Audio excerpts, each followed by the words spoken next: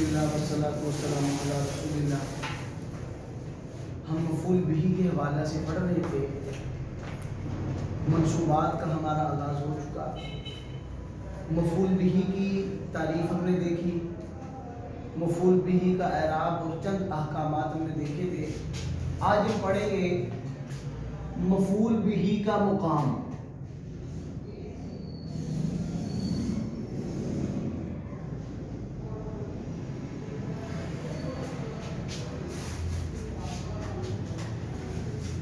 عربی کلام کے اندر ترتیب جو ہے وہ یہ ہے، پہلے فعل، پھر فاعل، پھر مفعول آتا ہے۔ یہ ترتیب اصل میں، جیسے اللہ تعالیٰ قرآن پاک میں فرماتے ہیں قاتل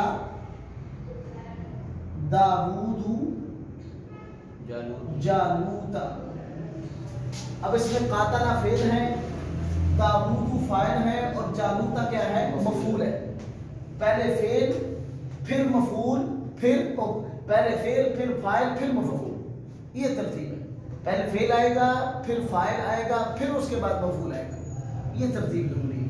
لیکن کئی صورتیں ایسی ہیں جس میں مفعول کو فاعل سے پہلے لایا جاتا ہے، لیکن کچھ صورتیں ایسی ہیں جس میں مفعول کو ہمیشہ فاعل کے بعد ہی رکھا جائے گا۔ وہ صورتیں جن میں مفعول کو فاعل کے بعد ذکر کرنا ضروری ہے، وہ ہم پہلے دیکھتے ہیں۔ نمبر ایک، یعنی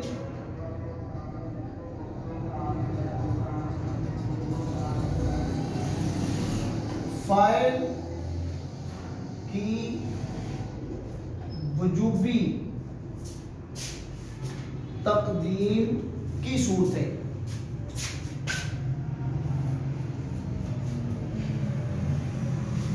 یعنی وہ صورتیں جس میں فاعل کو مقدم کرنا ضروری ہے۔ داری بات ہے، جب فاعل مقدم ہے تو مفعول بعد میں آئے گا۔ نمبر ایک،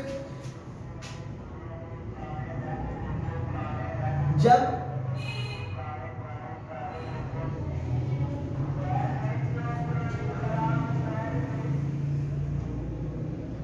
فاعل اور مفعول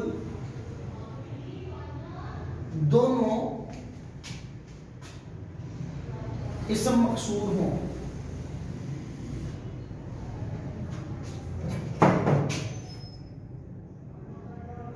کلم موسیٰ عیسیٰ۔ کلام کی موسیٰ نے کس کے ساتھ؟ عیسیٰ کے ساتھ۔ کلم فعل ہے، موسیٰ فاعل ہے، عیسیٰ مفعول ہے۔ موسیٰ بھی اسم مکسور ہے، کھڑی بنا رہی ہے، عیسیٰ بھی اسم فاعل بھی اسم مکسور، مفعول بھی اسم مکسور۔ جب فاعل اور مفعول دونوں اسم مکسور ہوں، فاعل کو مقدم کرنا ضروری ہے اور مفعول کو مؤخر کرنا ضروری ہے۔ یعنی یہ وہ صورتیں ہیں جس میں فاعل پہلے آئے گا، مفعول ہمیشہ بعد میں آئے گا۔ اس میں پہلی صورت کیا ہے؟ جب فاعل اور مفعول دونوں اسم مکسور ہوں، جیسے موسیٰ میں بھی اسم مکسور ہے فاعل، عیسیٰ میں مفعول اسم مکسور ہے۔ جو جب دونوں اسم مکسور ہوں تو پہلا جو فاعل ہوگا اس کو ہمیشہ مقدم کیا جائے گا اور مفعول کو ہمیشہ مؤخر کیا جائے گا۔ یہ پہلی صورت ہے۔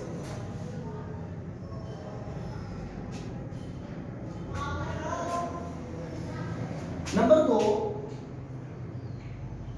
جب فاعل اور مفعول دونوں ضمیر متصل ہوں، جیسے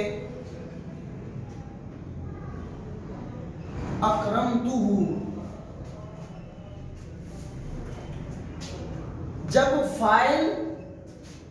جب فاعل اور مفعول دونوں ضمیر متصل کا معنی وہ دونوں فعل کے ساتھ مل جائے۔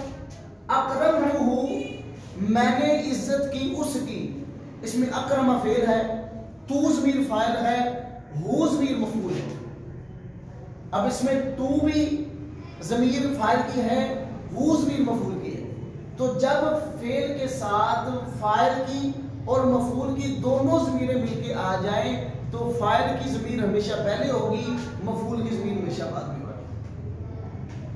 جیسے ضربتہ، میں نے مارا اسے.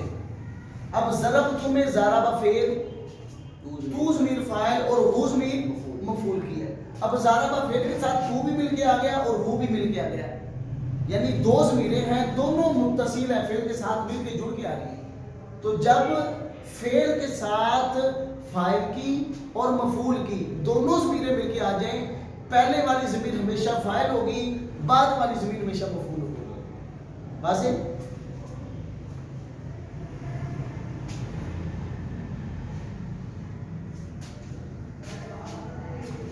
نمبر 3،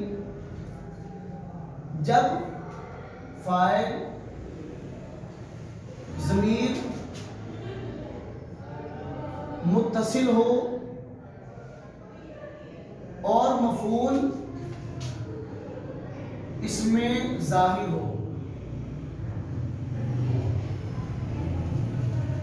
جب فاعل ضمیر متصل ہو اور مفعول اسم ظاہر ہو تو ہمیشہ یہ دیکھیں، مثلا نصرت زیدن،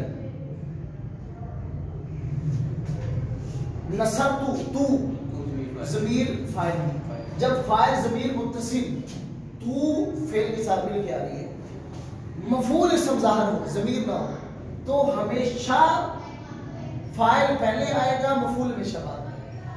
یعنی جب فاعل ضمیر متصل ہو اور مفعول اس میں ظاہر ہو، فاعل ضمیر متصل ہو، مفعول اسم ظاہر ہو، یعنی ضمیر نہ ہو، ظاہر ہو، تو فاعل ہمیشہ پہلے آئے گا، مفعول ہمیشہ بعد میں. جیسے اللہ تعالیٰ قرآن پاک میں فرماتے ہیں، حضرت نوح علیہ السلام کا فرمان ہے، انہوں نے کہا دعوت قومی، انی دعوت قومی لیلا و نہارا، میں نے اپنی قوم کو دن کو بھی دعوت دی، رات کو بھی دعوت دی. دعوت فعل، تو فاعل، قوم مضاف، یاسمین مضاف لے، مضاف نافل مل کر دعوت کا مفعول ہے. تو دعوت میں تو ضمیر فاعل متصل ہے، ضمیر ہے، اور قوم اسم ظاہر فاعل تو مفعول ہے، اسم ظاہر ہے. تو جب بھی فاعل ضمیر متصل ہو، مفعول اسم ظاہر ہو، فاعل ضمیر متصل مفعول اسم ظاہر ہے تو تو مفعول ہمیشہ مؤخر ہوگا اور فاعل ہمیشہ مقدم ہوگا. واضح؟ اس کے بعد ہے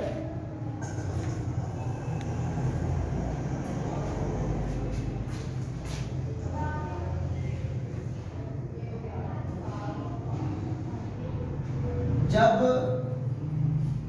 انما یا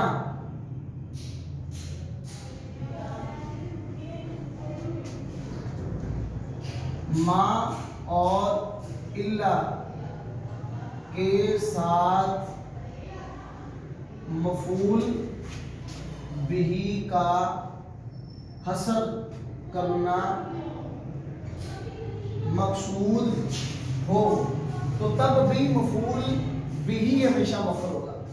یعنی جب انما کے ساتھ، یعنی یہ دونوں، انما یہ ہوتا ہی کلمہ حصر ہے، سوائے اس کے نہیں ہو. ما اور الا یہ بھی حصر کے معنی میں، یعنی خاص حصر کا معنی ہوتا ہے تخصیص پیدا کرنا، اس میں خصوصیت کا معنی پیدا کرنا، اس کو خاص کر دینا. اب دیکھیں مثال سے آپ کو سمجھ آئے گا. انما ضرب زید خالد، صرف زید نے ہی خالد کو مانا ہے. جب مفعول بھی کا انما کے ساتھ حصر کرنا مقصود ہو، اس کو خاص کرنا مقصود ہو. اب انما نے ہم صرف زید نے ہی خالد کو مارا ہے.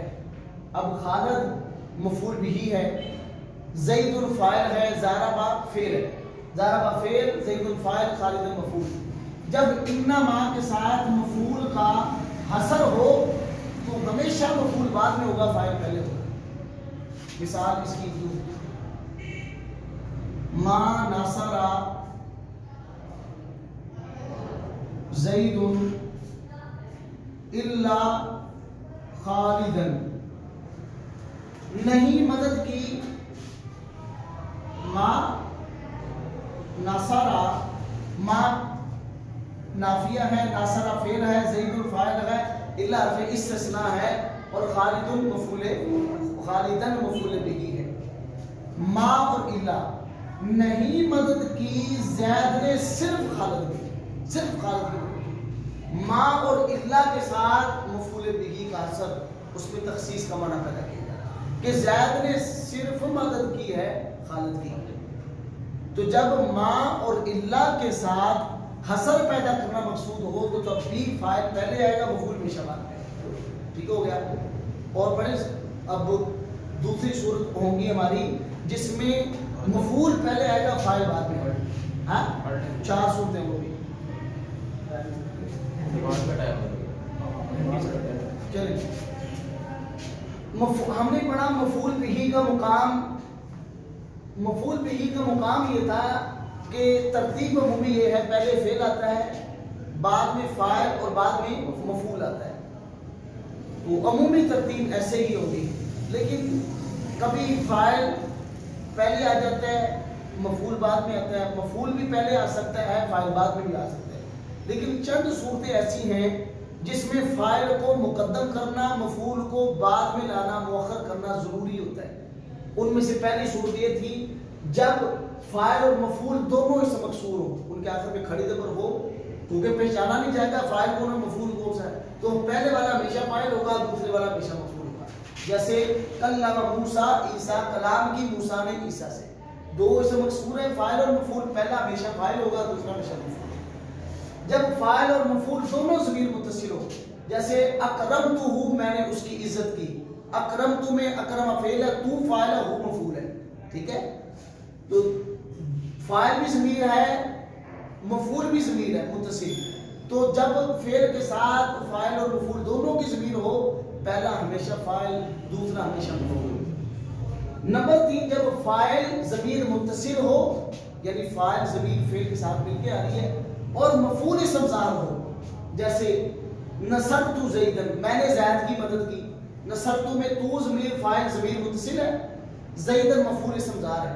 جب فاعل ضمیر متصل ہو، مفعول اسم ظاہر ہو، فاعل ہمیشہ پہلے، مفعول ہمیشہ بعد میں. جب انما یا ما اور الا، یہ دونوں الگ الگ ہیں، انما کے ساتھ الگ طور پہ اثر ہوتا ہے، ما اور الا کے ساتھ الگ طور پہ اثر ہوتا ہے.